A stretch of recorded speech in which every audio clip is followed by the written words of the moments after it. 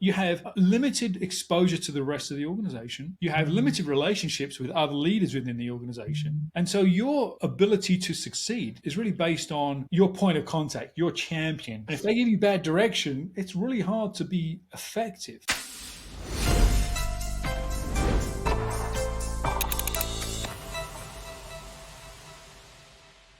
Let's talk about that relationship Mhm. there a little bit, because as a consultant, and I was a consultant for many, many years, the relationship is often combative. Okay. You have the couple people who like you, and Mhm. those are usually the ones who brought you in, and everyone else who's looking at you and saying you're overpriced and you're here to take our jobs, or you're here to tell us that we're bad. Yeah. Yeah. Right. Right. Right. So Right. how does the relationship change? Yeah. And I would add one other thing to that, this old stereotype of, well, consultants come in and just tell us things we already know. Mm-hmm. Right. So what the heck? So the big difference, I think, what to start with, and we can lay out, there's a number of components to this, but the first is, as a consultant, you're on the outside. You're on the outside looking in. You've probably got a specific niche or area of expertise, SEO, marketing, sales, finance, whatever it is, software, it doesn't matter. You're looking at that small piece of the business from the outside, trying to solve one specific problem. Get my ERP implemented. Mm-hmm. Right? Consultants do that kind of project work all the time. Mm-hmm. And so you're on the outside. You have a limited exposure to the rest of the organization. You have limited relationships with other leaders within the organization. And so your ability to succeed is really based on your point of contact, your champion. And if Yes. they give you bad direction, it's really hard to be effective. And you don't have any decision making.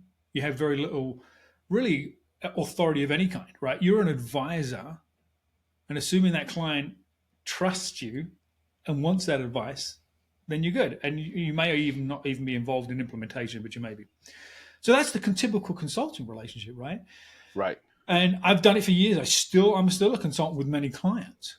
But what I found was, as a fractional, the big difference, the foundational difference is you're part of their leadership team. You are inside the company.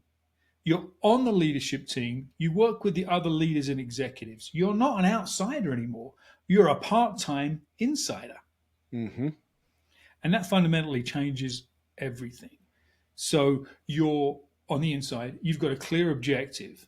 And usually consultants are thinking in terms of, even if they help put some kind of a plan or a strategy together, they're tactically oriented. Get these Mm-hmm. things done. Whereas a fractional executive, the executive piece is the most important. As a CFO, I wouldn't expect my CFO to be entering accounts payable and accounts receivable in QuickBooks. I wouldn't expect them to be counting inventory on the shelf. I wouldn't be Right. expecting them to place orders with our vendors. I'd expect the CFO to do what? Look strategically at the financials, look at the relationship with our banking and our bonding agents and all. They're looking strategically. That's what a fractional's role is to develop a strategy for that area of the business and drive the implementation, but not do the work like the Mm. tactical team members would. So that's fundamentally the biggest difference is you're that level and you have that place on around the leadership table that a consultant never would. Once again, he's Dean. I'm Atiba. We are the growth engineers. We're All here right. to help you as a fractional grow your business and help your clients. See you later.